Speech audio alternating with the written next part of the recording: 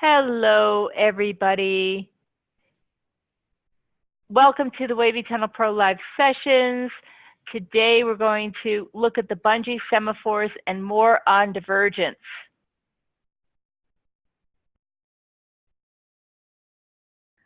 Okay, so let's just review what we have coming up this week. I'm going to the live webinar schedule for 2019. And today is January 28th.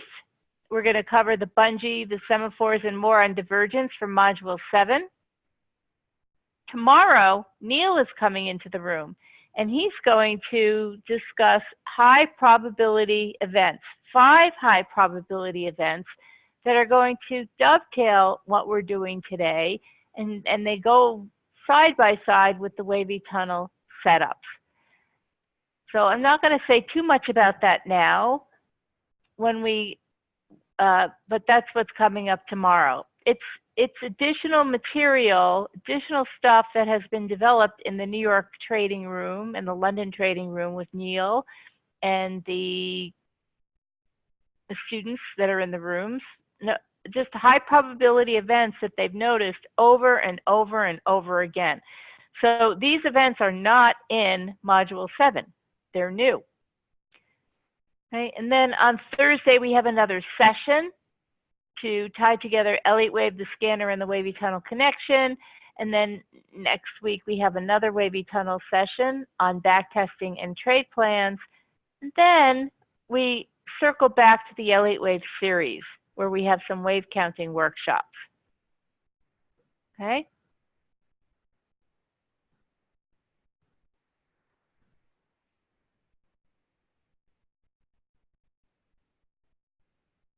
So here we are. Let's get started.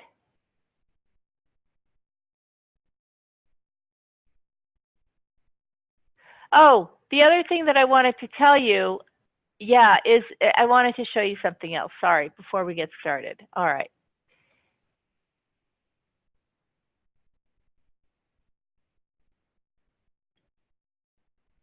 In the course site, in the course right here, if I scroll down and I go down to the Wavy Tunnel Pro, which is where we are now, these are all the modules, right? Down below, under Module 9, we have 2018 webinars and 2017 webinars. These are all webinars that Neil has done, and we've posted them here. So it's extra stuff. It's really good stuff. He talks about, a number of different topics. So I would urge you, after you finish these modules, to have a look at the 2017 and the 2018 webinars. Okay? And they're under the modules.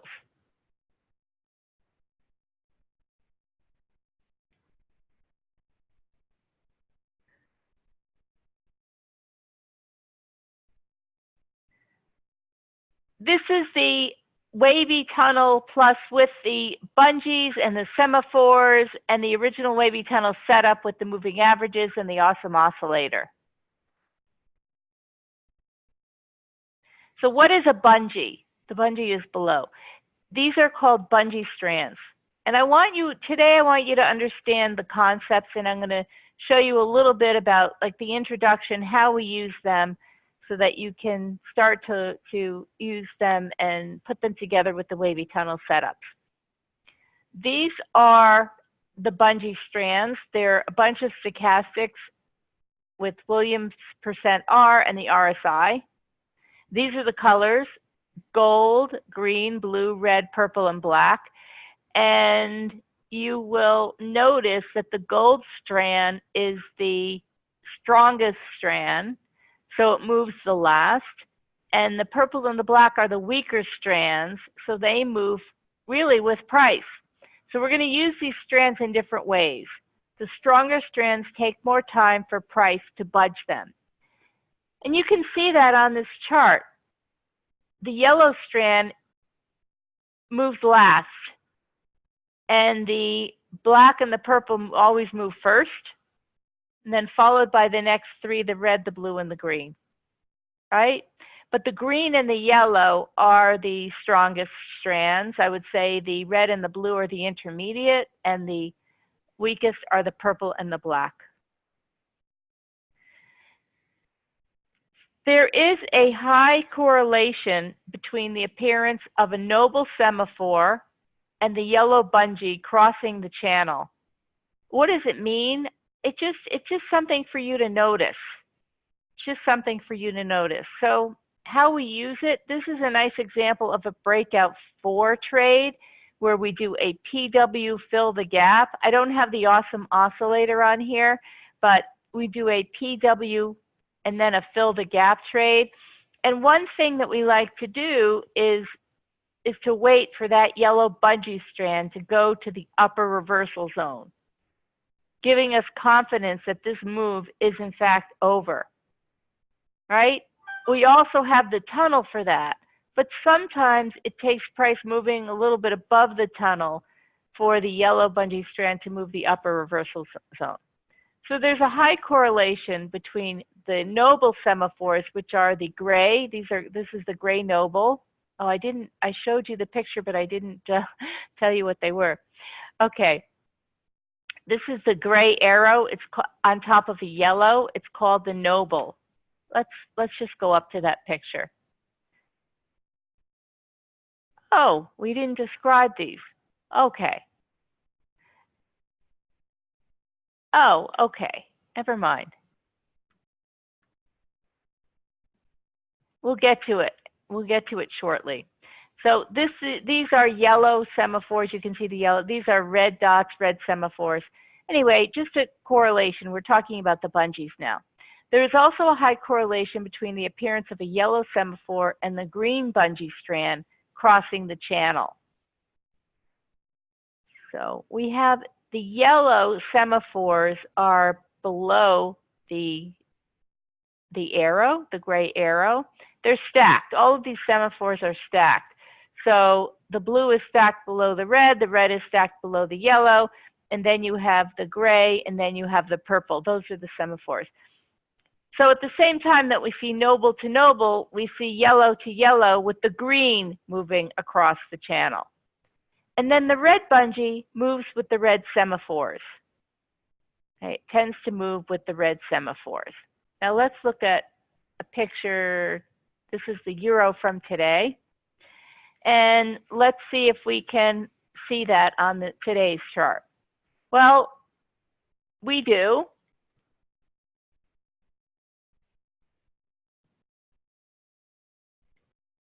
Let me just, every time I pause, it's because I'm getting the drawing tool out. So if we look, here's the noble.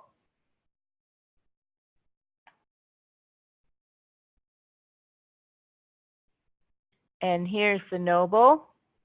And if we look down below, we see the yellow bungee moving from one end of the channel to the next. This is the channel, and above 80 is the upper reversal zone. Below 20 is the lower reversal zone. So yes, we have yellow to yellow or noble to noble, and the yellow moves across. And we also have yellow to yellow, so green also happens to move across. All right. And that gives us confidence that maybe this move is over and that we will soon move down, trade lower.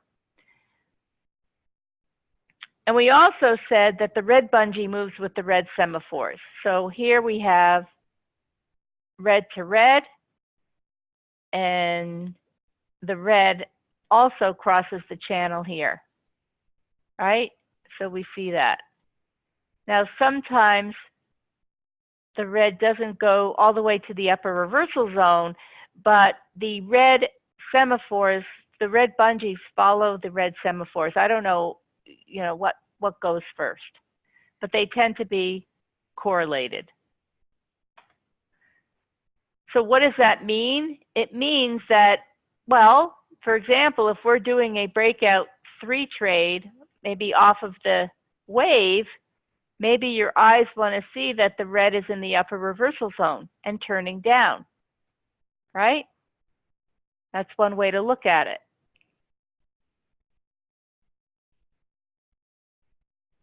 Okay.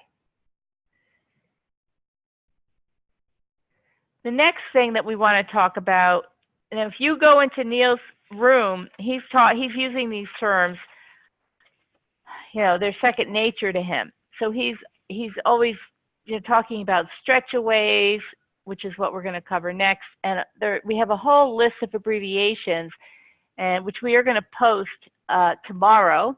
We're going to post it when we post his video after his session tomorrow. Actually, we'll post it today so you can print it off, and we'll post it underneath where his video is going to go. I'll get that posted today so that you can print it off and put it down in front of you for tomorrow's session. Stretchaways. This is a concept that has to do with the bungees as well. It occurs when the red or the red and the blue move away from the green and yellow strands. Remember, the green and the yellow are the toughest strands, and the red and the blue are the intermediate strands.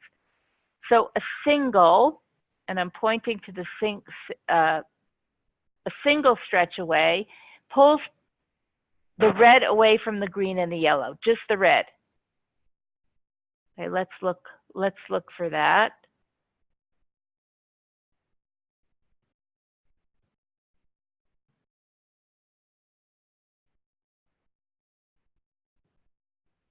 Okay, we see one at the end here. The red pulls away from the green and the yellow. Okay, double is when price pulls the red and the blue away from the green and the yellow. This is a double stretch away.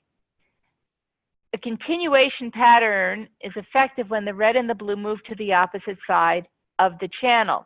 So once we see, we're going to get into what that, you know, what happens next, but the stretch away, just suffice it to say that the stretch away, just learn this terminology, is when the strands move away from the green and the yellow. This is an uptrend, so these strands are moving below the green and the yellow, and both are moving together. And in this example, the red moves on its own away from the green and the yellow. I'm not going to say anything else about it. It's just something that we notice happens with the bungees. Okay, so the other type of stretch away is the purple and the black, or the purple and the white if you have a black background. And that would be here, where the purple and the black stretch away. Okay, stretch away, stretch away.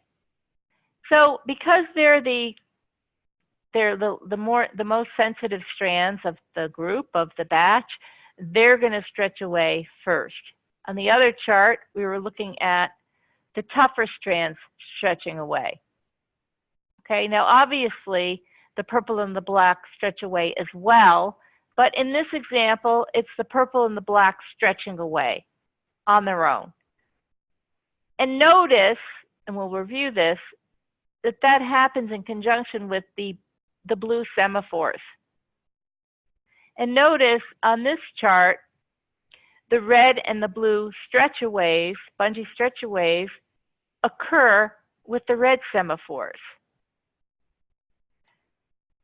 So one of my favorite trades is to look for the blue semaphores and the purple and the black stretchaways, because that's a breakout 3 trade.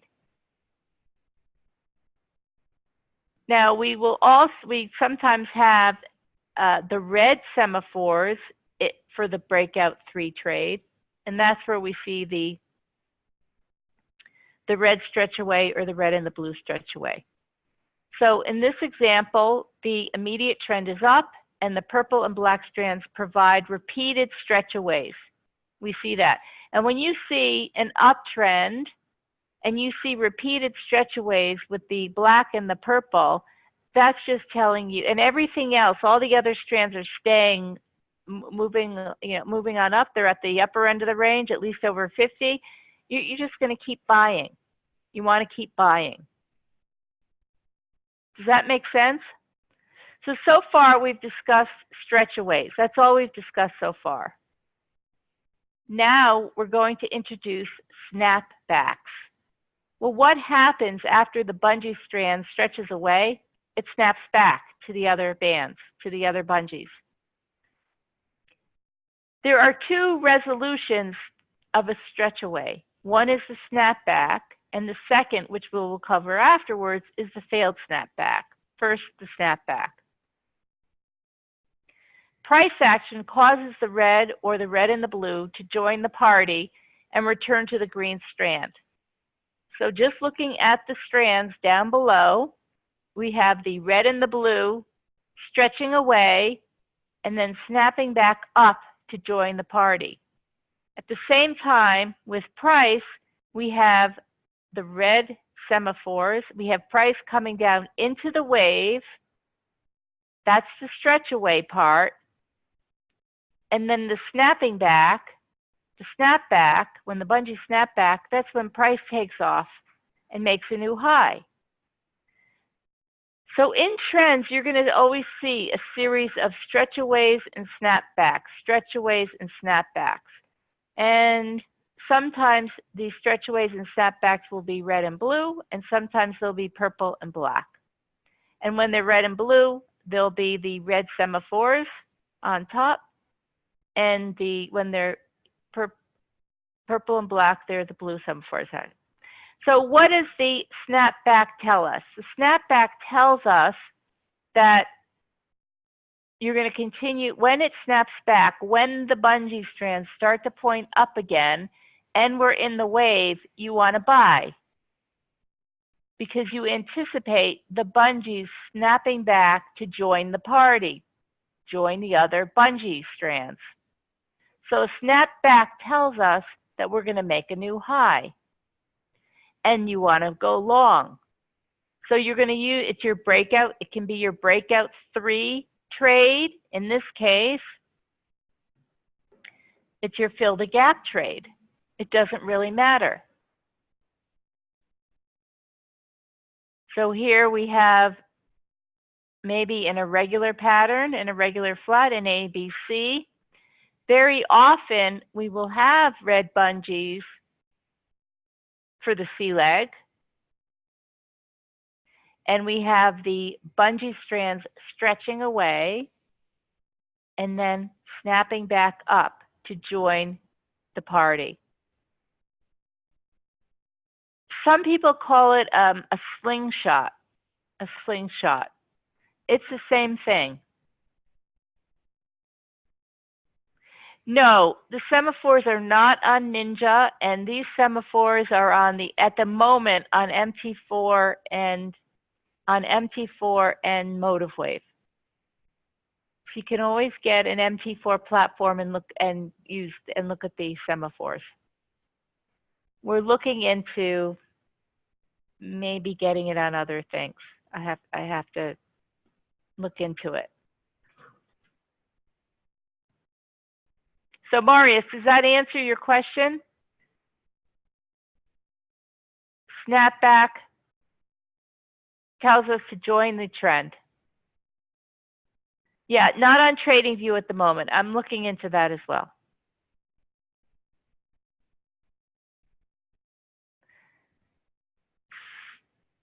So these are the purple and the white snapbacks. Notice this is a wave 3, right? Because the retracements are very shallow.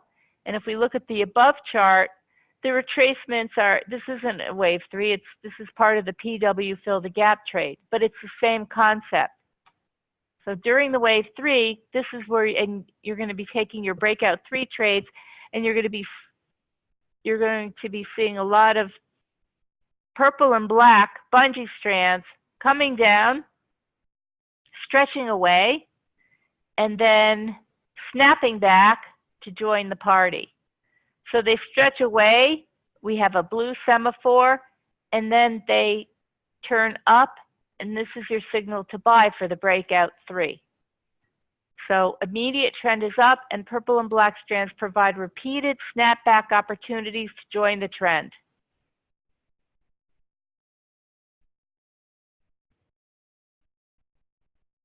And whenever I see a series or the start of, if I see like the start of some blue semaphores,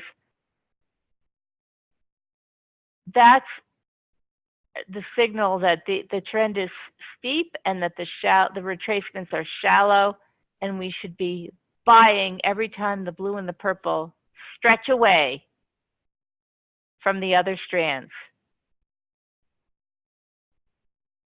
Now, Neil will tell you that you want to see them stretching away and then turning back up before you buy. Okay?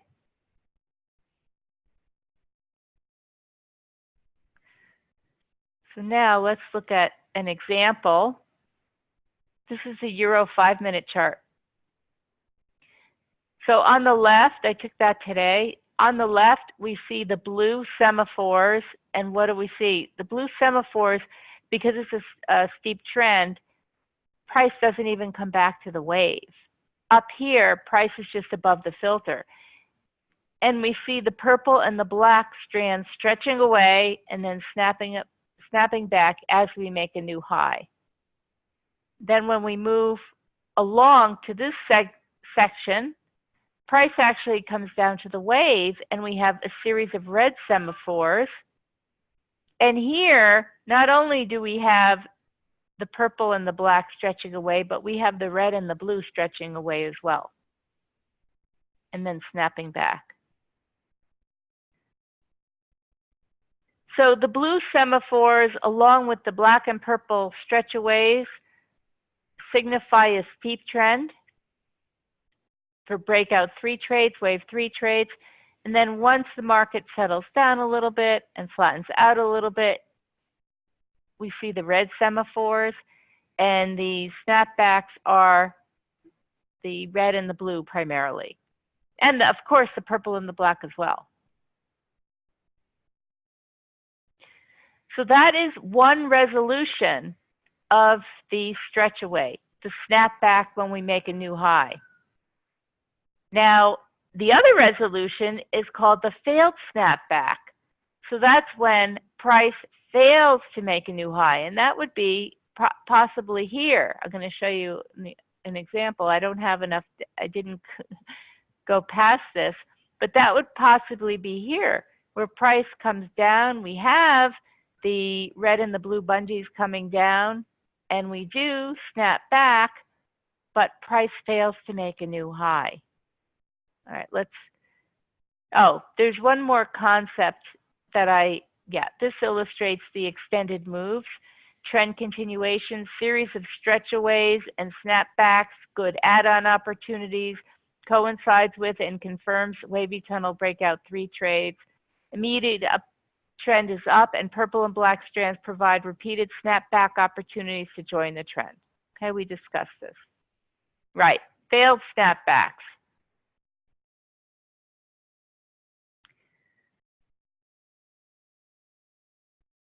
Failed snapbacks. There is a question, would the semaphores also coincide with counting the waves? Absolutely yes. For sure, for sure, for sure. We'll get there. Am I correct to assume that red and blue stretch away means the same as black, purple stretch away? Or is there a difference? They're exactly the same. Stretch away is stretch away. Only the black and purple stretchaways occur really on a wave 3, and they match the blue semaphores. Yeah. Yes, Richard, a failed snapback means a change of trend, and that's what we're going to discuss right now. There was one other question. If it was a downtrend, the green and yellow bungee will be in the lower reversal zone. Absolutely, yes. These are just uptrends, so the reverse occurs as well. Failed snapbacks. Failed snapbacks are the second type of resolution of the stretch away. And it means failed trend continuation. It means a reversal. The red and the blue strands snap back to the green in this example. Okay, let's discuss this example.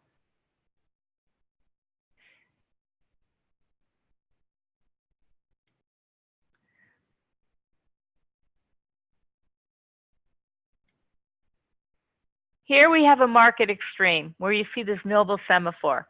We have the initial impulse move down, right? normally when we have a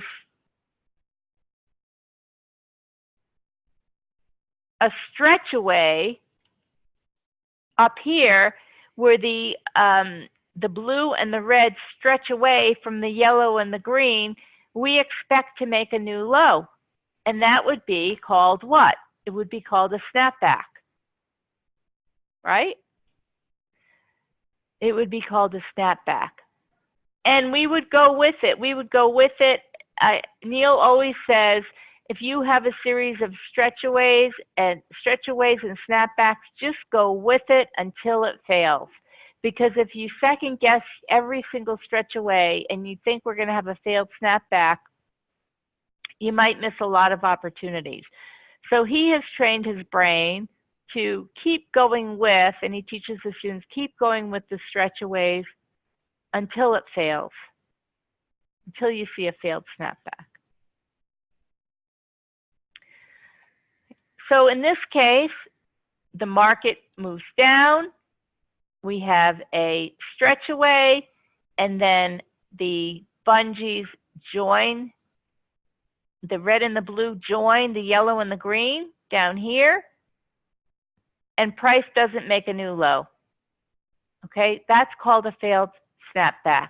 And if I read the comment here, the red and blue strands snap back to the green, that would be over here, but price fails to make a new low. A failed snapback occurs and refers to price not making a new extreme. Red and blue strands return to the green, but price fails to make a new price low. That's what a failed snapback is. Comment, also the awesome oscillator would have reached the peak and then will be reversing. Yes, absolutely. Absolutely. Okay.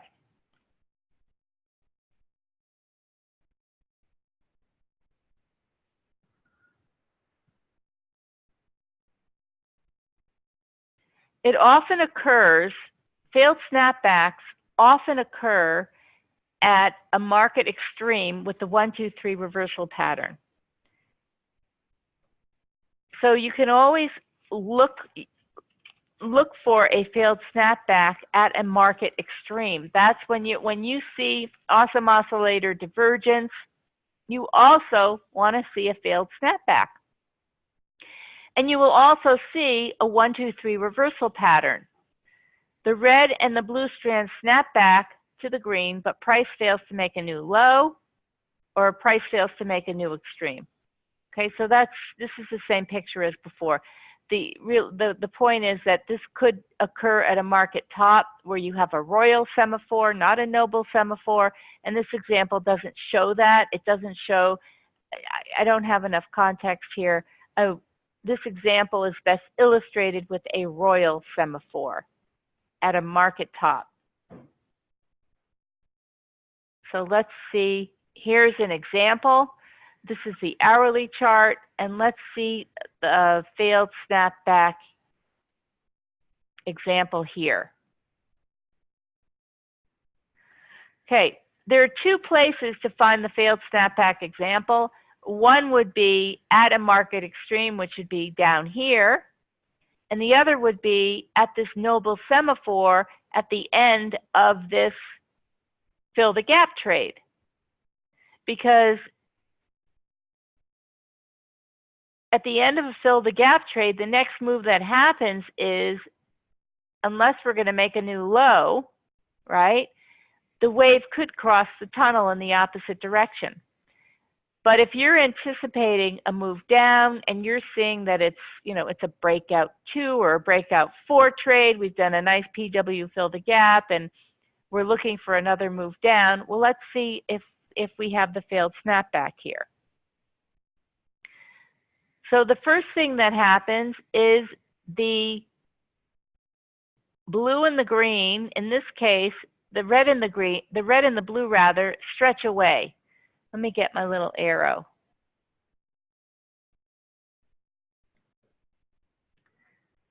So here, price moves down, and the red, in this case, it's the red that's stretching away. You can see the red stretching away.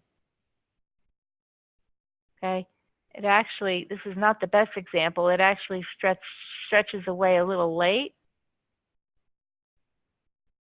Okay. Trying to line this up. This is a very small stretch away. This little price action, it stretches away and it snaps back. And price doesn't make a new high. Okay, that's the essence for the failed snapback. Now let's see down here.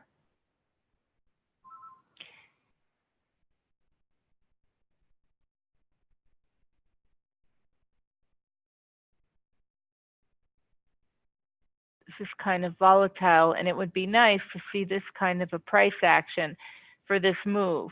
And then we would see a nice, clean stretch away and failed snapback. So let's see. In this case, the red stretches away, and it doesn't really, you know what? I don't know which example I was looking at on this chart because it didn't snap back at this moment. It stretched away, and it's probably stretched back right over here. It looks like it's stretched back. So this wasn't a good example because sometimes you don't have a nice 1, 2, 3 pattern, an Elliott wave pattern's 3-wave move where the market moves up and then it corrects and then it moves up again. Okay?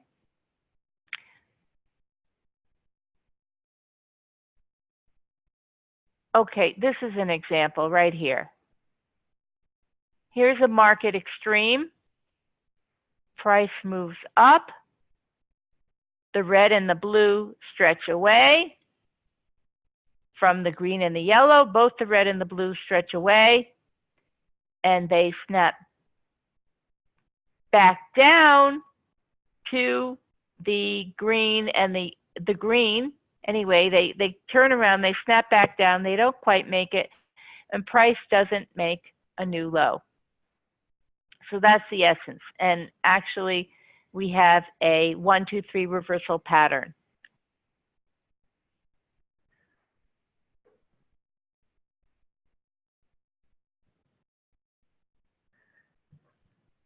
Questions or comments? Does yellow divergence have as much significance as awesome divergence? Any divergence has significance. So yeah, I'm glad you noticed that. Are you looking at the yellow bungee divergence? Are you looking at this right over here? We are going to discuss divergence shortly, but yes, it has significance, and you can most certainly use the bungee lines to look for divergence. So in this case, we have a new price low, and then we have a higher low. No, sorry. It would be down here. Do we have divergence there? No, I don't see divergence there. Now this is convergence, where the yellow bungee strand follows the market price action. But yeah, I mean, if you see divergence with the yellow bungee, use it, okay? So Randy's looking at the ES chart, the 15-minute ES chart, looking at a live chart. Okay, yeah, definitely. It has significance. Okay, Marius is asking, stretch away is considered proper one then, for example, yellow or green bungee is in the 80% zone and red and blue bungee is below 50. Basically, yellow, green, and red, blue should be on opposite sides of 50 line for proper stretch away. Yes, exactly.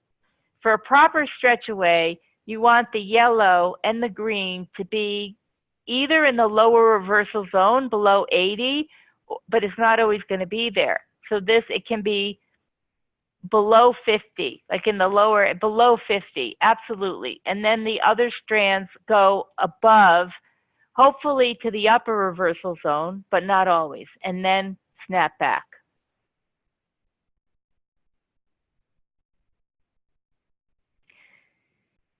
Does the black and the purple stretch away and or failed snapback have a similar implication with red and blue stretch away and or failed snapback?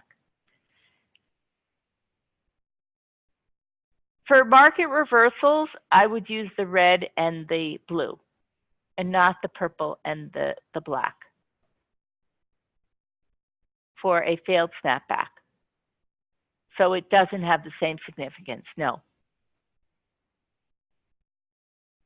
Another comment, Richard, when you see a lower low and the bungee shows a higher low compared to the previous low, then we have divergence and change in trend. Absolutely. And you will see that you will definitely see that.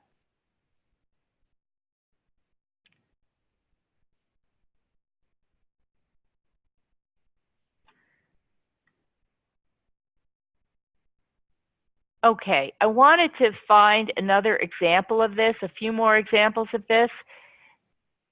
I think when you go through some of the, if you go through some of the webinars that Neil has done, he discusses the ABC in some of those videos potentially, but this is an ABC or a three-wave correction, and it shows what happens with the bungee strands. ABC or three-wave correction is best described in the bungee by a single stretch away for the wave A. So you have a single stretch away. The red is stretching away. Followed by a failed snap back for the wave B. So wave B doesn't, the red comes back to the yellow and the green, but price doesn't make a new high. Right? And a double stretch away or a complete move to the opposite side of the channel for the wave C. So here we have the blue and the red stretching away from the green and the yellow as price moves into the wave for the wave C. And then we snap back, and in this case, we make a new price high. So just this is something to notice for your ABC corrections. I don't know if it's just a way of describing the moves. Do I look for this when I see an ABC correction? I must admit I don't. Does Neil? Yes, absolutely.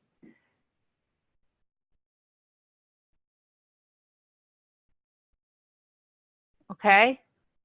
And this is something that you just have to work with. And honestly, the more you go into Neil's room or listen to the recordings in his room, the better you'll understand it.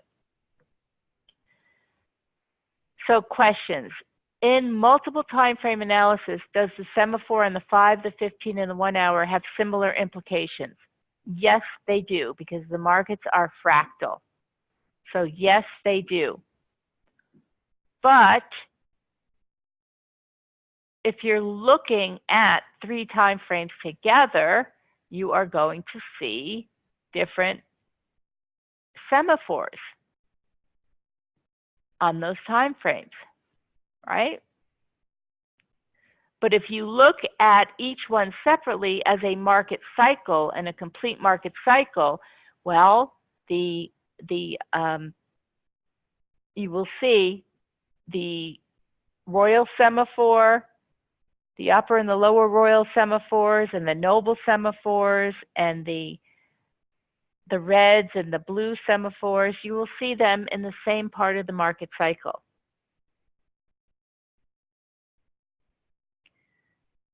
And you're going to see, tomorrow Neil is going to spend a lot of time on the 5 high probability events. You'll get a better handle on how everything ties together and how the yellow semaphores work and I don't want to say it now. We're going to wait until tomorrow. Okay. The importance of observing multiple time frames.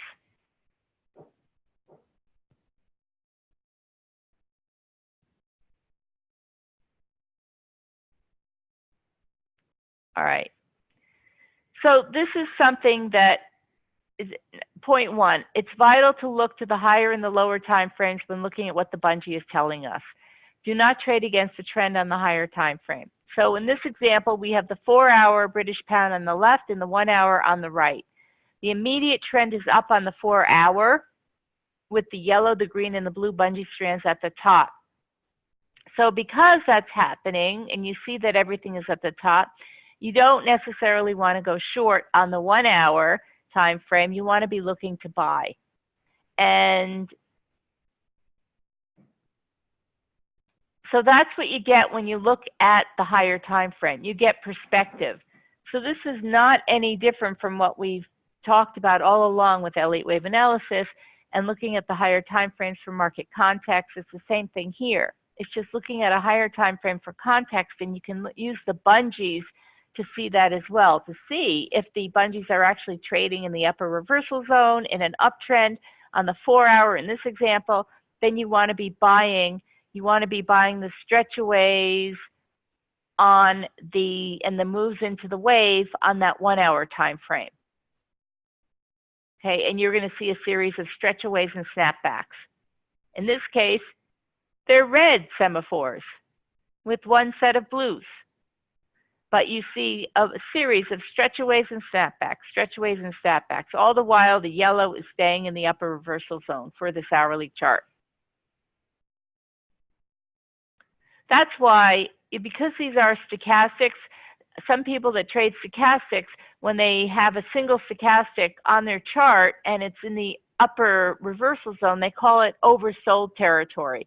We look at it a little bit differently. We don't say it's oversold. We say that the trend is entrenched. We're in an uptrend, and we use the other bungee strands to get into the trend through stretchaways and snapbacks.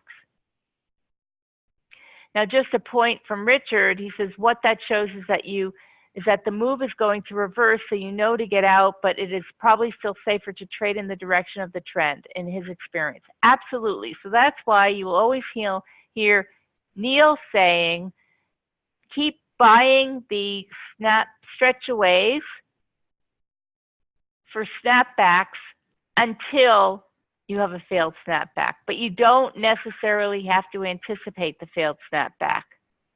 Because if you keep buying, let's say you keep buying, just blindly even, buying these stretchaways all the way up, yeah, you're going to, well, here, we make a new high actually, and then the market reverses. So this is not a good example where price comes down here and we don't make a new high. That would be a failed snapback. And you might be long, but at that point, maybe your stop is at break even. So you break even on one and you make on the others. Unless you're really, really good at using your Elliott wave counts and you're looking for you're pretty sure we're going to have a PW fill the gap trade.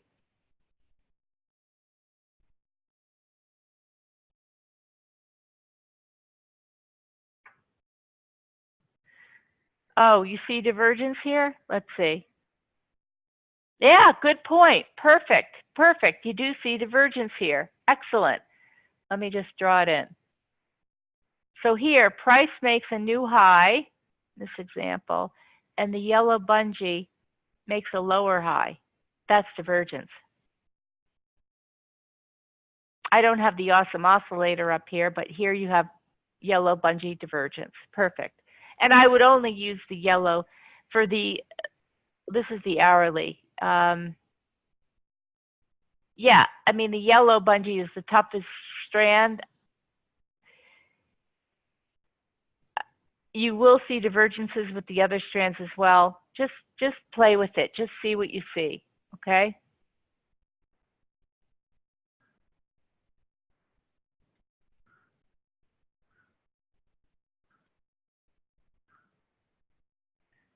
Now, the previous slide shows us looking to the bigger time frame, the hourly, from the hourly to the 4-hour, but we also want to look to the lower time frame to get a better entry and make sure the smaller time frame is at the buy part of the cycle for a buy. So here we're looking at the 4 hour, but are we going to take a trade on the 4 hour? Maybe we want to look at the 1 hour and then take the trade off of the 1 hour. So the 1 hour cycles through the 4 hour trend often, giving more opportunities to join the trend. Now let's just see. This is the same 1 hour. This is the 1 hour, but look at how many times it cycles down to give us the chance to join the trend. Whereas in the 4 hour, it gives us one opportunity here to take our wavy tunnel trade, right? Well, here's another one, right?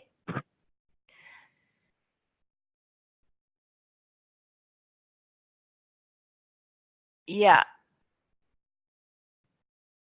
And you're right, Claire. Not only do we have divergence in the hourly and the bungees on the hourly, but we have also divergence on the 4 hour. We have it with the awesome oscillator, and we have it with the yellow. No, I can't tell. I can't really see if we have it with the yellow bungee. We have it with the awesome here. So here we don't have it with the yellow bungee strand. This is interesting. We have it with the awesome oscillator, divergence, and on the right, we don't see the awesome oscillator on the chart. I don't know why I didn't put it in, but we have yellow bungee divergence. Yeah. So you would trade in the direction of the trend until you have a failed snapback. But you don't know that it's failing until it fails.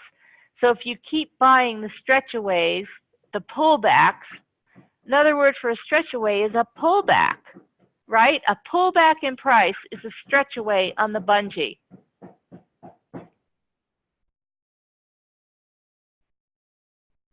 Does everybody get that? It's just another way of saying the same thing. Okay, do you know what a pullback is in price? A pullback or a retracement in price.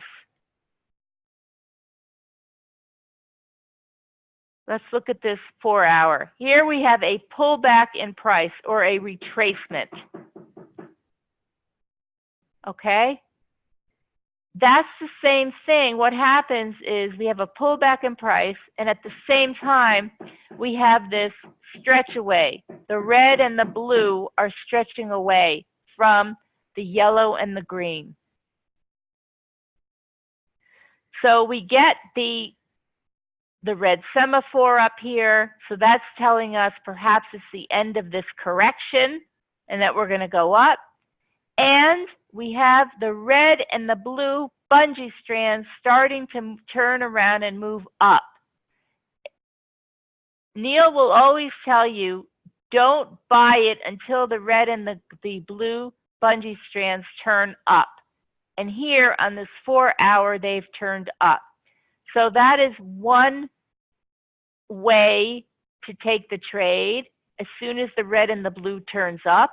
Another way would be on the reversal candlestick pattern. So once price maybe takes out all of these candle highs, you see the red semaphore, and price takes out these candle highs. Another way would be to buy it on the candle close above the wave. So last week we talked about using the candlestick analysis to buy the breakout 3 trade, right? Now we're introducing the bungee. We have the pullback or the retracement in price. Yeah, okay. You get it, right. You get the picture. Okay. So question, would you take profit then on the snapbacks? You could. It depends what kind of a trader you are, right? If you're if you're day trading, and let's say you're day trading the pound, a day trader, or let's say a momentum trader would surely take profits on the new high, no question. And then they would look to re-enter on another stretch away slash retracement of price. A swing trader wouldn't necessarily. They would follow the move up and move their stops or use the three profiteers and hopefully try to catch the swing move. So it depends what kind of a trader you are, whether you're swinging it or you're day trading or momentum trading it. Okay?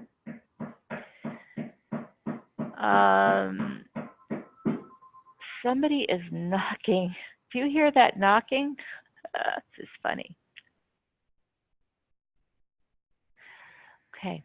On the 4-hour, Richard is saying, on the 4-hour, the divergence is showing on the green bungee.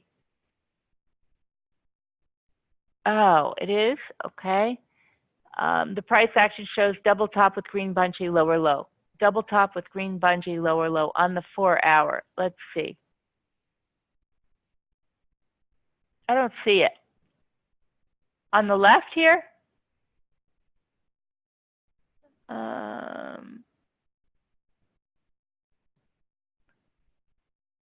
Yeah, I don't see it.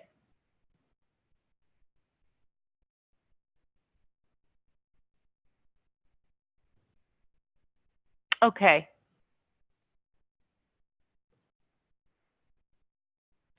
A double top would have to be up here.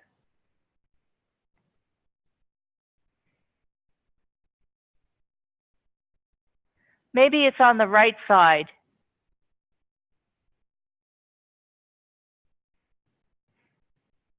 Oh, okay. Okay, we do have some right here. We see price making a new high and we see green bungee divergence.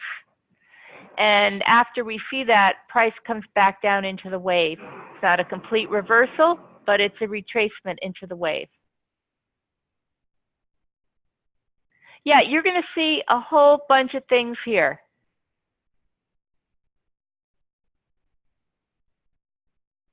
It's Neil banging his head. You can still see it on the 4-hour. I don't know where it is. Double top is up here. Up here?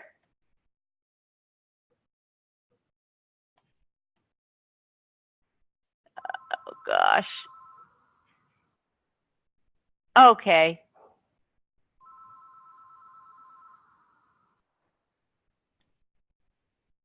Right there? Makes lower highs. Okay, could be. Could be. Maybe I can get my eyes checked. All right. I think we're getting a new garage door put in today. I thought they were coming tomorrow, but it sounds like somebody is banging awfully hard. It's either that or the bell guy. I don't know. We have a few workers here today. Okay, so the point of, like, this is all very interesting. I'm glad you're all coming up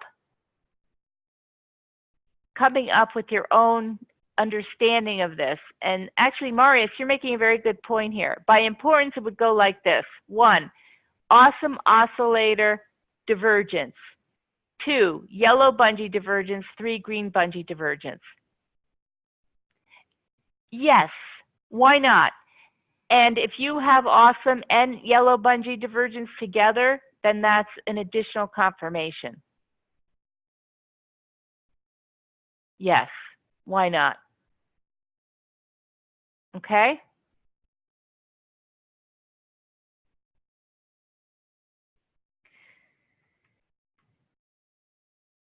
So here is a slide, voila, on bungee divergences. Multiple divergences found on bungee at end of trend, consistent with PW trade. Price makes a higher high and the bungee strand does not. Price makes a lower low and the bungee strand does not. So this is interesting because in this chart, we see awesome oscillator divergence between this peak, the wave 3 peak, and the wave 5, right? the wave 3 peak and the wave 5, we have awesome oscillator divergence. But look what happens here. This is a wave 3 of 5 and a wave 5 of 5. So this last swing move up, here we don't have awesome oscillator divergence, but we have bungee divergence. Okay? Like, it seems that all of the bungees show divergence there. All of them. So this is the wave inside of the wave. Yeah. Now, we do have another tool I'm going to show you on a later slide to use another oscillator to show divergence, but you will see it in the bungee. And this is a nice little, like all of these strands are showing divergence here. Then what happens?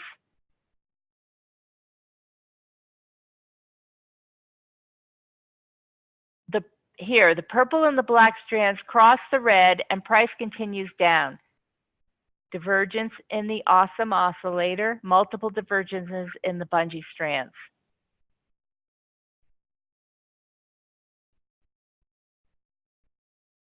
Right over here at this peak, the purple and the black, since they're the most sensitive, they're going to cross down below the other strands first, and then the other strands will follow. It's like the breakout one's happening first on the 5-minute chart, and then on the scanner, and then the other time frames follow. You know, there's a lot of stuff here. What I would suggest you do is to make a list of all of these things that you learned. I would go through the modules, module 7, and really make a list of all of these high probability incidences, all of these things that we're talking about, and see how many of them you can see as you go through the charts. And then what sticks is what sticks. You'll begin to use what sticks and what makes sense for you.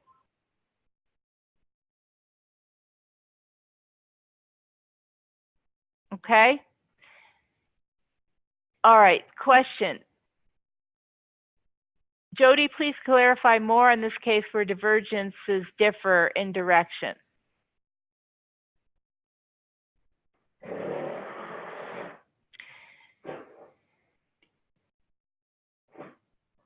I don't know what I said exactly, where it differs in direction.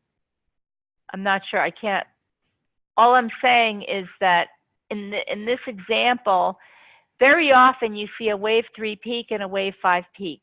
And then within the wave 5, you will see another wave 3 and a wave 5, but you won't see that divergence on the awesome oscillator. There aren't enough candles on the screen.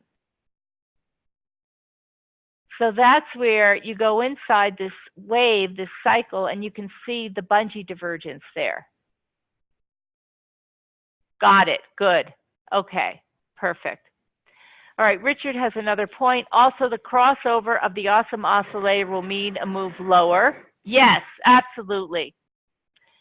Right here, when the awesome crosses the 0 line, that's when price starts to move down. Absolutely. Below the 0 until you reach the peak of the awesome oscillator on the negative side, which would signify the possible end of the move after you see the divergence on the bungee.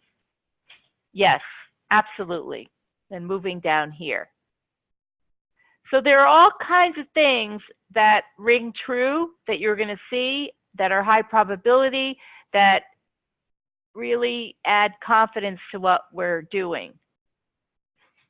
And all of these things belong in a checklist. I think when we go through the checklist, I think I want to make it an open session and see and ask for your feedback to see if there are other things that we should add, some of these other things that we discussed. But we're going to do that. I don't know when it's scheduled for. Maybe Thursday or Tuesday. Okay. So some observations. It's like Grand Central Station here. Now my dog wants to come in and say hello to all of you. Oh my gosh. Hi, Chang. You can open. Are you taking her out now? Oh, you can let her in if you want. She wants to come in and say hello. Okay. Such a cute dog. She's a chow. She won't bark though. All right. When you see the divergence on the bungee with the price action, then change of trend is confirmed. Yes. Yeah, Chang is part of the course. Oh, I think she left already. Oh, she wants to go already. All right. Some observations. Bungee strands moving together is a strong trend move. So when they move together on up, when they're all moving on up, it's a strong trend move, for sure. The thin blue line, never trade against the blue bungee strand on the time frame you are trading on, and always check the time frame above for confirmation. Okay, Neil will swear by this, that you want to see once over here on this is the second chart, the Euro 15 minute, you want to wait until the blue bungee turns around and points up before you take a long.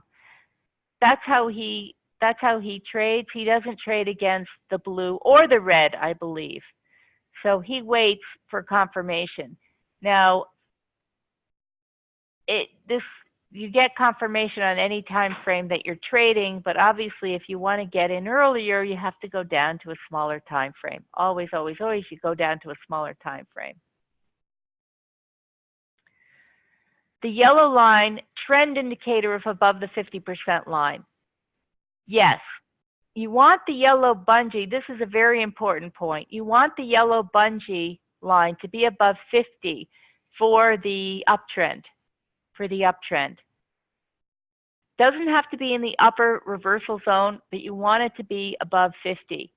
And sometimes I use the yellow bungee line going above 50 as a place to get in. So right over here, this is a good place to go long.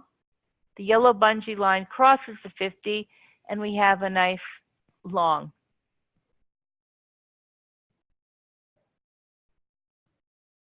He also looks at times for red bungee divergence. Okay, Renzo, you're talking about Neil. Okay. The blue line would have to cross into oversold territory and then turn up above it, and the long has to be in the direction of the higher time frame. Yeah, you want the long to be in the direction of the higher time frame, that's for sure. And the blue line, yes, it's in the lower reversal zone. It would have to cross into oversold and then turn up above it. Yeah, that's usually how it works. It goes into the oversold, into the below 20, and then once it turns up, that's when you would want to go long. And yes, you want to look at the higher time frame for the context. Very good. Okay, this is now the semaphores. These are the settings for the semaphores. The bigger the numbers, the bigger the pivots. The purple royal pointer appears on the bigger moves, and the blue semaphores appear on the smaller moves. These semaphores are zigzags. They're called zigzags on some trading platforms, so you might be able to find zigzags, but you won't find these settings on it unless you just won't, because these are our settings that we picked. These semaphores or zigzags represent cycle or pivot moves. So they represent the ends of Elliott wave cycles. That's what they do. In our trading, we look for the end of trend. So we would look for the royal pointer along with the awesome peaks, and then the bungee stretch a wave and the bungee snapbacks. Okay, so the end of trend is where we see that royal pointer, the royal semaphore. Okay, it's called the royal semaphore. Very often the royal semaphore appears at the end of a wave 3, so wait for the wave 5 of that sequence before reversing the trend.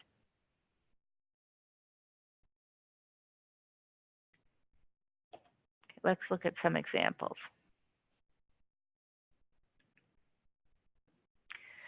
So this, on the left, we have our blue semaphores that we've spoken about. And here you can also see the stretchaways of the blue and the purple strands. This is review, right? The stretchaways and then the snapbacks as price makes a new low. And here's a good example of price of the failed snapback. The bungee strands stretch away and then snap back to the yellow and the green, but we don't make a new low. So this is a failed snapback. But also you see the green and the yellow already starting to point up. And you also see that this is a PW trade followed by a move below the wave, and then we have the fill the gap trade. So these are the red semaphores. This gray is the noble semaphore, and this purple is the royal semaphore. The purple occurs at extreme moves at the end of trends.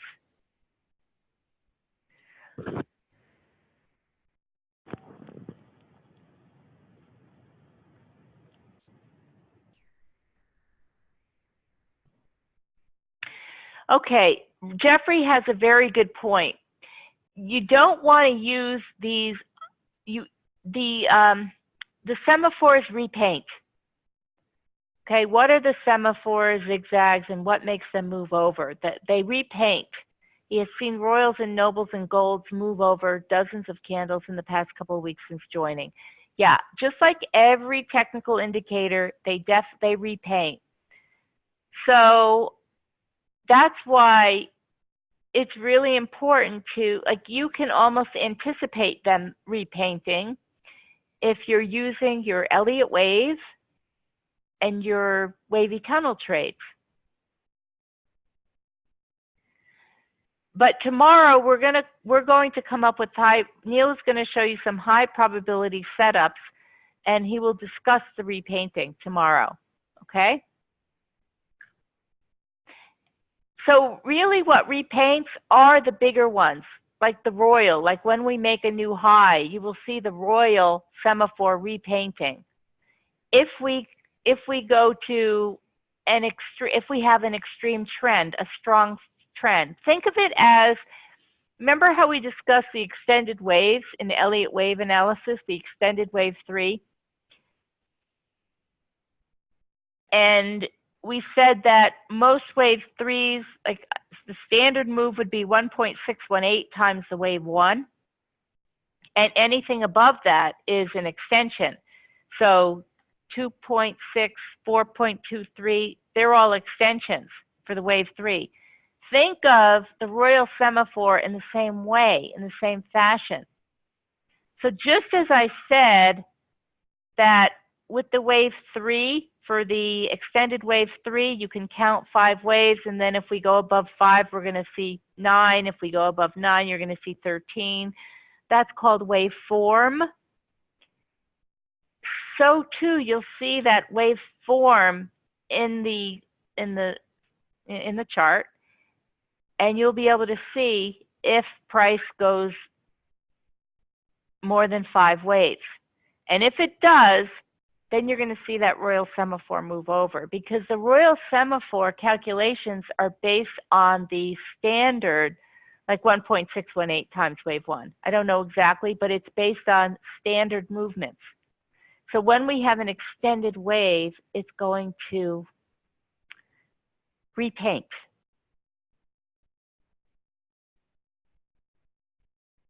Okay?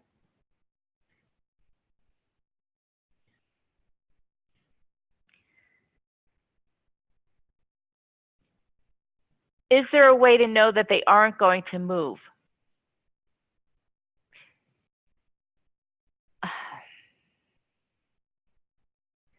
all I can say is use your Fibonacci tool to measure the waves, and if it hasn't moved enough, or if you, again, count the waves inside, and you'll be able to see if it's going to move. Once, you know, that's, is there a way to show that they aren't going to move?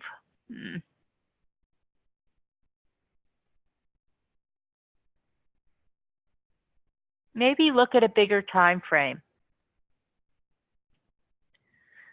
Look at a bigger time frame and see if we've actually reached the end of the cycle on the biggest time frame. Because if we have reached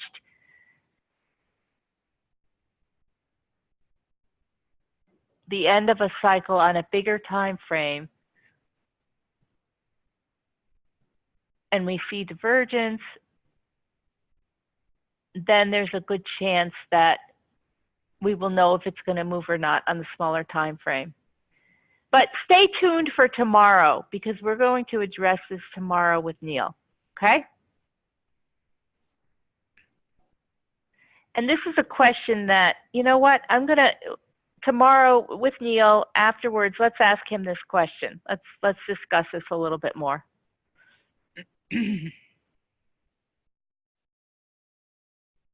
Yeah, you can think of the blue that's David, are the blue semaphores resistance support levels, red semaphores pivot points, yellow and royal semaphores.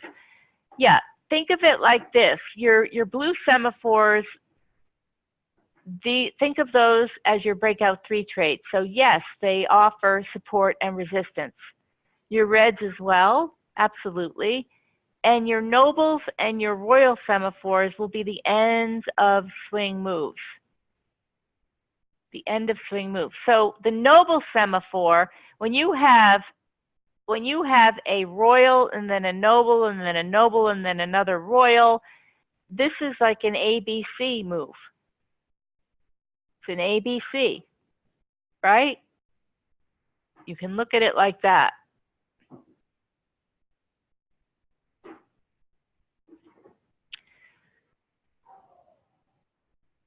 Yeah. Yeah, I see you guys, you have there are a lot of questions on here, and that's good. I think let's see. I think once it moves to the other side of the wave, it is in place, if I remember correctly. Yeah, okay, good point, Randy. The royal semaphore does get fixed, and it is, and Neil is gonna discuss this tomorrow. It is fixed once price goes back below the wave. That's absolutely true. So in this case, once price goes back below the wave, then this is fixed. Okay?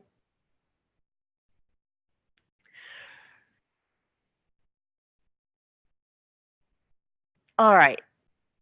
So this is what I mean by looking at the divergence and saying, is it the end of the possible move lower? However, sometimes the market is strong, which is why it's best to take profits and then get back in.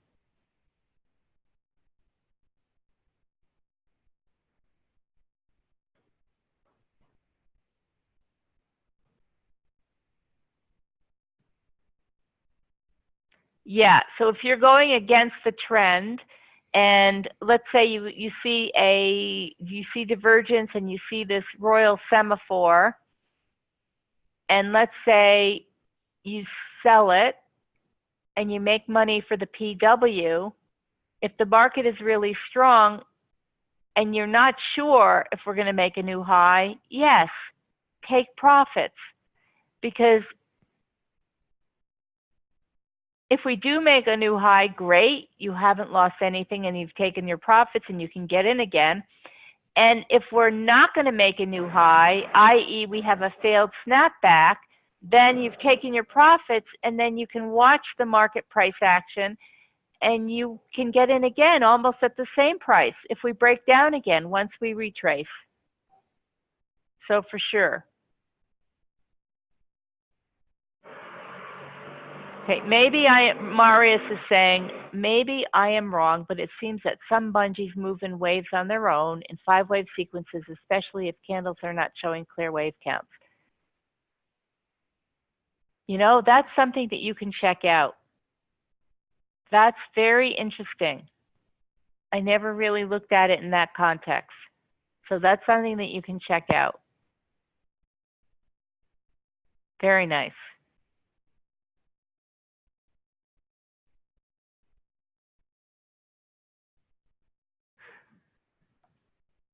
Okay.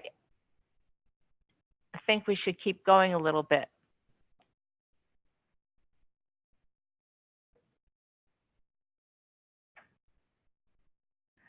So the note on top, yeah.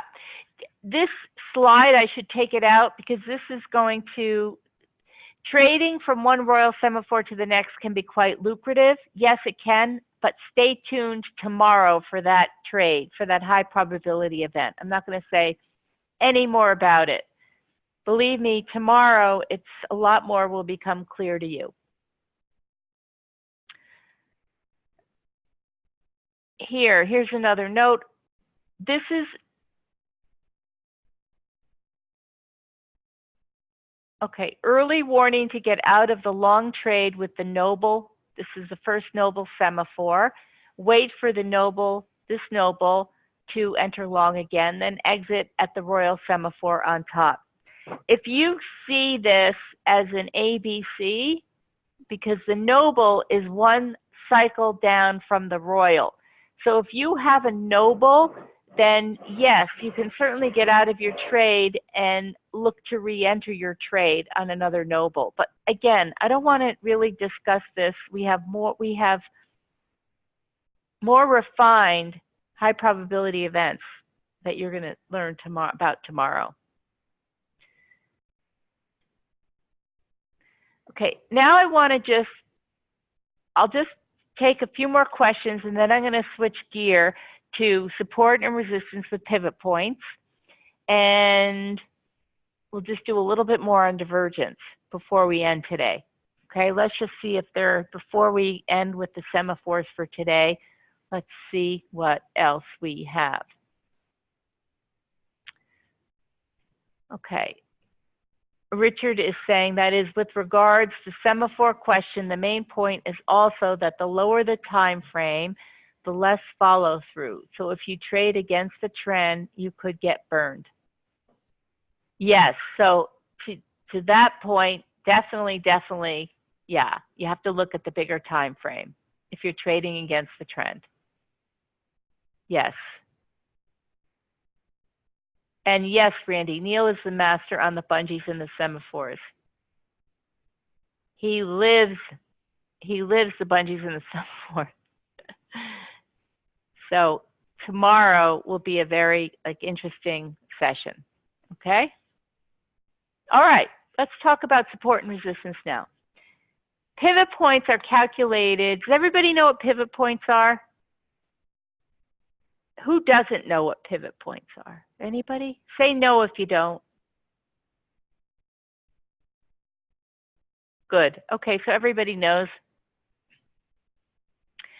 So you know they're in the New York market, they're calculated after the New York close at 5 o'clock or at midnight. So if you're in Europe, a few of you are in Europe, you're going to probably use the midnight pivots, and the New Yorkers will use the 5 o'clock. Oh, and here's the note. New York and Asian traders use the 5 o'clock calculation, and European traders typically use the 12 midnight calculation.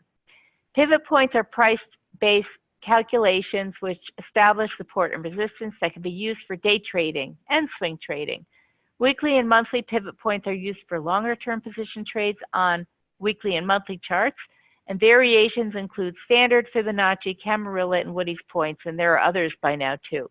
But I use the standard pivot points. Okay? So these are the calculations. In case you want to know, it's in the manual, but every single charting platform will spit it out for you. It used to be, when I started trading, that we would have to calculate them, and we would calculate them manually. all right? Because we didn't have pivot points on our charts. We calculated them manually. Right. So this is just an example showing you on the daily chart, on the weekly chart, and on the monthly chart what these daily pivot points look like. So it's honestly, it's just a way of looking at support and resistance. And if you're day trading, what I would suggest you do, if you're momentum or day trading, it's nice to put up 5 days of data so that you can see what the 5-day range is when you're day trading. And if you're actually in a range over the last 5 days, or if you are making new highs or making new lows. Okay? So use your pivot points for your trading. It's good. It can be used in conjunction with the wavy tunnel. Support and resistance as well. So here we have an hourly chart on the left and a 15-minute chart on the right. And you can just see what happens. The market is at the pivot point, and then it trades down to S1 and it bounces off. You're going to see this happening day in and day out, where the market just respects these pivot points. And on the left, on the hourly, look at how R1 is right above. That's how it's calculated. It's based on the price action from the day before. So during the trading day, you will see opportunities to take your profits and enter, and you can use this in conjunction with your wavy tunnel. Another thing that, this is like a little lesson in day trading, I guess. This chart, don't look at the numbers on this chart because I didn't have time to update it today. Currently, this is old, but this is the 100-day and the 14-day calculation of the average true range. So you can get that on your trading platform also, average true range. And I've just put the 100-day / 14-day, and this is just on currencies. So it will be different for whatever market you're trading. And this just tells you roughly what the average range is going to be for your trading day, the average range. Sometimes the range will be much bigger, right? Sometimes we have a volatile day, a volatile period, and the range is going to be much bigger. So what since the beginning of the day starts at 5 o'clock New York time, and it goes for 24 hours, when you come in the next morning at 8 o'clock, right? So 5 o'clock starts the day, the next morning, 8 o'clock you come in. And if, let's say, the pound, let's say the average true range is correct on this, let's say you come in and it's 8 o'clock in the morning, and during Europe, the market moved the pound 100 pips already. So it moved, so the range was 100 pips. So it moved 100 pips to a new extreme from that 5 o'clock opening level. So that will tell you that we've already moved the range for the day. So that's some additional information that you probably want to take a look at, because it might tell you that maybe the pound has moved enough for that day, for the day, and that in the New York market, it's going to be range bound and just stay within the range. The other scenario is, let's say you come in and the pound has moved 20 pips and news is coming out. Well, you can be sure that the market is going to have a move in the New York market. So all I'm saying is just be cognizant of the overnight range for the day if you're day trading, because it shows you the potential. It shows you the potential for movements during the trading day. That's the average true range. And also, look at the last 5 days. Okay? Last 5 days. I'm going to show you an example. Let's see. Let's put up a study. It's called the previous period range on MotiveWave, but you can probably get this on different time frames. Show, let me just,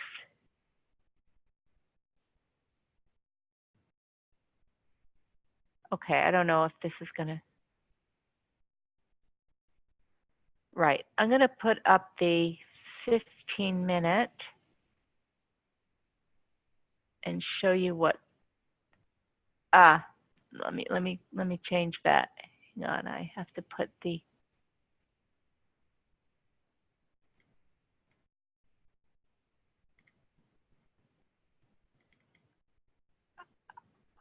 show all. I forgot to show all. Okay, that's it. So when I say show 5 days, this is 1 day, 2, 3, 4, 5, 6. Let me just show 5 and show you what I mean. 1, 2, 3, 4, 5. Oh, 1, 2, 3, 4, 5, 6 again. Okay. Okay, this is good enough.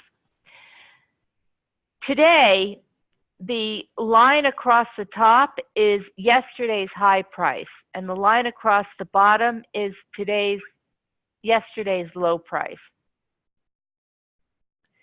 So when we come in today and we can look back 5 days, we see already that price is trading above the last 5 days, right? Now, yeah, it just gives us information. And then if we add the average true range, it just helps with the day trading. Okay? So it shows that the euro is tending to trade upwards. Like it's more bullish based on the fact that it is above the last 5 days trading range. Okay, that's all I wanted to show you there. And there are some questions. Okay, so let's just take a few questions on pivot points. Maria says, I noticed that Juan always uses the weekly pivot points. Is this because of more strong support and resistance zone? Well, he uses the weeklies because he's analyzing the bigger time frames, and he also uses dailies, but I guess why does he use the weeklies necessarily? No, it doesn't necessarily mean that it's stronger support and resistance zone, but it is the next, it's like the yellow bungee. Yes, it's the next level of support and resistance. So sometimes you have the daily and the weekly overlapping. But you also don't want the pivot points to be so close together. So by using the weekly, you don't have a lot of noise on the charts. Okay, Richard has an observation. An observation is, in London, if the FX pair breaks out of the opening range and holds above, then it will typically hit the average true range target. Yes. Also, when it typically exceeds the ATR is when, on a higher time frame, like a 4-hour or a daily, we are overbought or oversold. Yes. Also, there will usually be a pullback at 5 o'clock and then a continuation in the New York time zone as long as the market bias in the New York session supports the direction of the trade. All right, if we're still in an uptrend, the higher the time frame, the more significant the breaks. That's for sure true. If a market breaks a 4-hour support, you will get a very strong follow through. Yeah, and an even bigger follow through if you break a daily. If you break a daily support or resistance.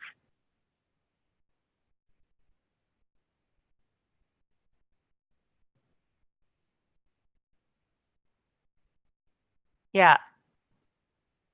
And then Jeff says that he's used ATR for years and he finds that you should adjust the duration to a multiple of your trading time frame.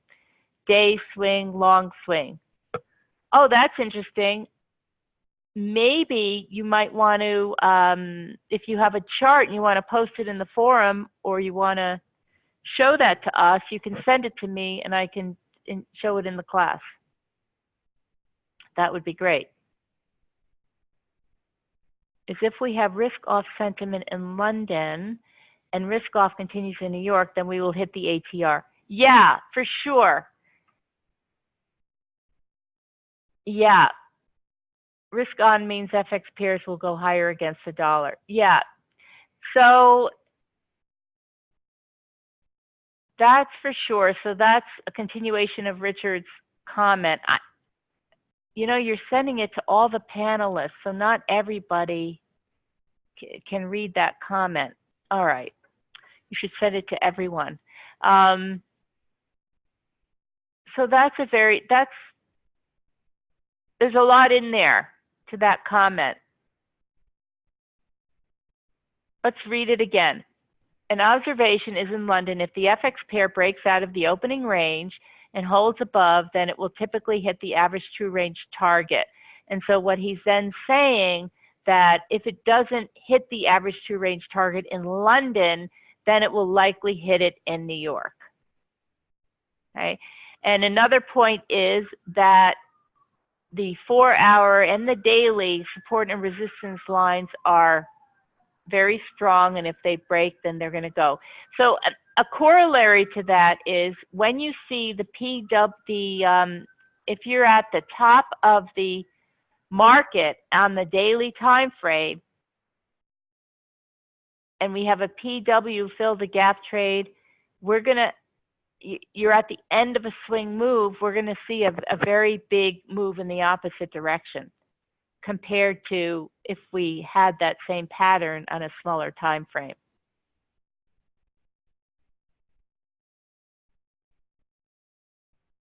Okay, Richard reposted. All right, great. You know what? We've really gone over. Let me just finish the last 2 slides. I thought we would have time to go through the forum, but we absolutely do not. It's just, I like to keep it at 90 minutes. It's just way too long, but this was we had a very good discussion here.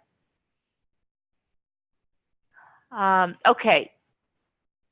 Let me just see if, you know what? I think this is we don't have to go through this. I'm not going to go through it. This is in the course.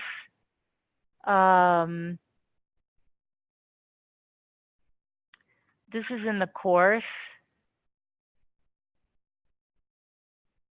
Okay, this is all in the course, but let me just show you. Yeah, this chart here.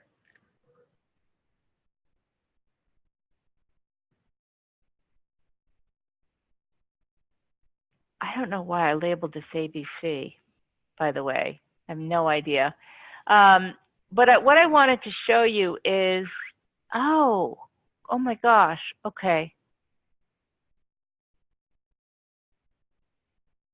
Right, we don't have divergence here. All right, we don't have divergence between this peak and this peak. If this is an ABC and the C wave is stronger than the A wave, we see a stronger peak in the awesome oscillator. Sometimes we see that when the C wave is stronger than the A wave. But within, remember how we were showing the divergence within the last leg? So from this peak to this peak, we saw divergence on the bungee. You can also put the accelerator, the AC and the 310 oscillator up to see divergence. So this is the awesome oscillator, but it's using the 310 instead of the 534, so it's the 310. And you will see divergences within. If you don't see divergence on the main awesome oscillator, then you can put up the 310 awesome oscillator and see divergence within that last leg. And the AC oscillator is a similar thing, where you would see divergence within when you're not seeing it on the awesome oscillator. Because the awesome oscillator works with divergence when we have the right number of candles on the screen, between 100 and 140.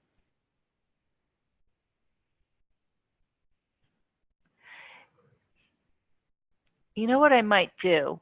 I might, maybe we'll pick this up on Thursday. I don't want to rush through it. Maybe we'll just pick this up on Thursday. We'll continue on, okay? And tomorrow, we're going to further develop these concepts and look for high probability events using the bungees and the semaphores. Bungees and the semaphores with Neil. Okay?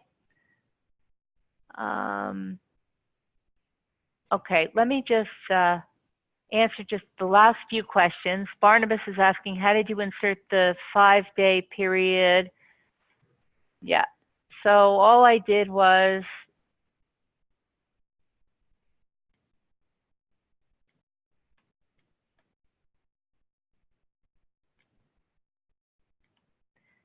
the study is called the previous period range. And when you open it up, just make sure you click on show all over here and then create. You can change the colors if you want, but just make sure you click the show all. Okay? And then another question is, what is the AC oscillator? So Bill Williams, it's called the acceleration oscillator. This is it. And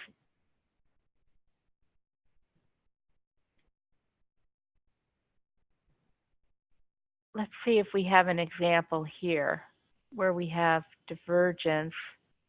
Okay, this is a good example. Let me just see if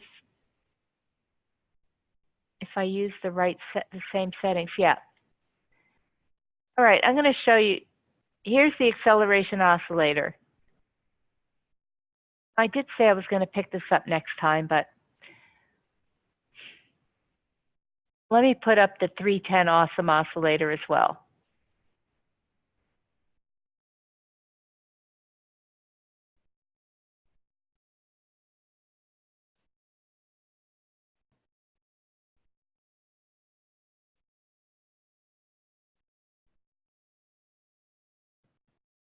And we'll make this the 310. Okay, so in this case, this piece little over here, no. Okay, never mind. This piece we have awesome oscillator, divergence, right?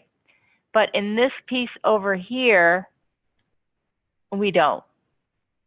We have bar divergence. But you would have, this is a 310, but you would have you don't really have it here either. You would have divergence. This is not the best example, but you would see divergence within.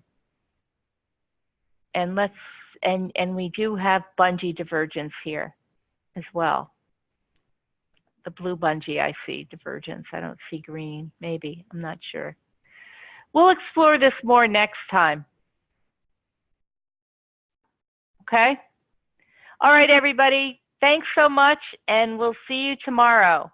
Great class.